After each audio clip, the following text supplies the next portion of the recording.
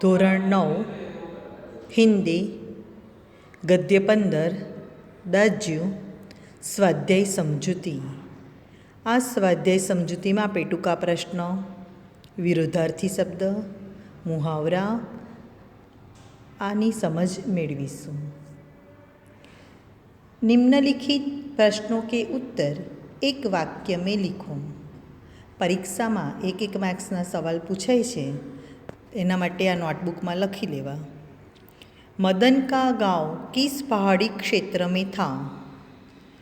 मदन का गांव अल्मोड़ा के पहाड़ी क्षेत्र में था. बीजो सवाल, नए ग्राहक हेमंत को मदन ने अपना नाम क्या बताया?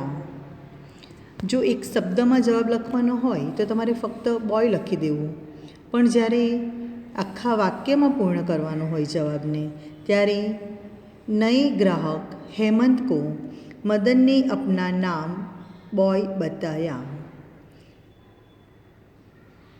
तीसरा सवाल, जगदीश बाबू के व्यवहार से मदन को चोट क्यों पहुंची?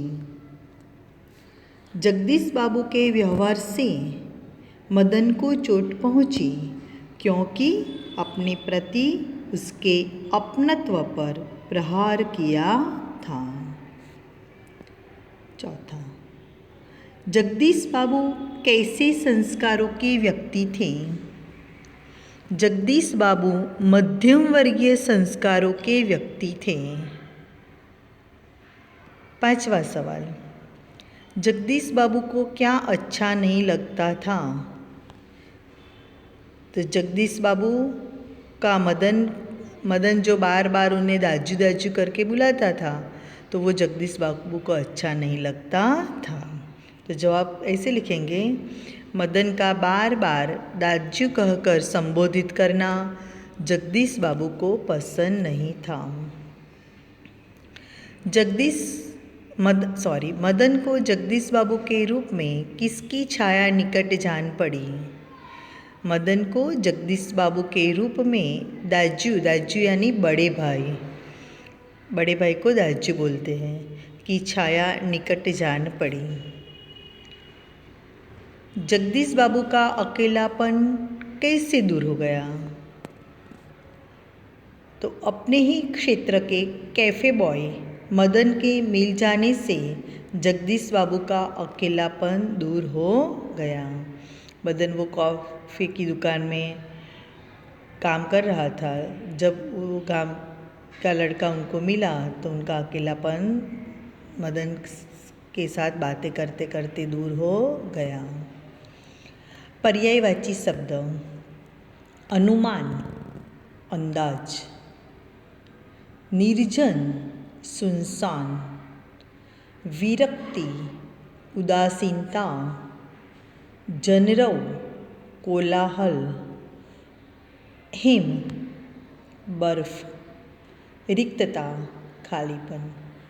पर्यायवाची शब्द પણ નોટબુકમાં લખી લેવાના છે અને મોઢે પણ કરી લેવાના છે. વિરુદ્ધાર્થી શબ્દ બતાવીએ. પરીક્ષામાં પૂછાતું હોય છે આ ગ્રામરમાં બધું. થોડા, બહુત, ચંચલ, ચંચળ કહેવાય ને તે, સ્થિર. ઘણી છોકરીઓ હોય છે ને કે જે એક જગ્યા પર બેસી જ ના રહે, બાળકો બેસી જ ના રહે, હલ્યા કરે, એ ચંચળ. અને શાંત બેસી રીતે સ્થિર. સામને, પીછે, અપના પોતાના, અપના પરાયા, दूर निकट. શબ્દ સમૂહ કે લીએ એક શબ્દ. તમને આવી રીતે વાક્ય આપ્યા હશે, એનો એક જ શબ્દ માત્ર તમારે લખવાનો છે. કિસી કા સાથ ના હોના, નિસંગ. बिना किसी प्रयास से अनायास. આપણે રસ્તામાંથી પસાર થતા હોય અને ઉપરથી કેરી પડે ને આપણને મળી જાય, કોઈ પ્રયાસ કર્યા વગર અનાયાસ જ ઘરેથી નીકળ્યા હોય બજારમાં જવા માટે અને અચાનક જ ભય આવી જાય અને દિશામાં જતો હોય તો અનાયાસ જ આપણને મળી જાય. लोगों के आने जाने की ध्वनि जनरव. જન એટલે વ્યક્તિ ને રવ પગનો અવાજ છે જનરવ. જહાં કોઈ ન હો એસા સ્થાન નિર્જન. વ્યક્તિની અવર જવર ના હોય એવા સુમસામ રસ્તાને આપણે કહીએ છીએ ને નિર્જન. मुहावरे का सही अर्थ बताइए. अजनबीपन की खाई दूर होना, अच्छी तरह परिचय होना. એકબીજાને ઓળખતા ના હોય ને ધીરે ધીરે ઓળખતા થઈ જઈએ તે. अपनेपन के रंग में रंगना, बहुत घनिष्ठता हो जाना. चेहरा तमतमाना,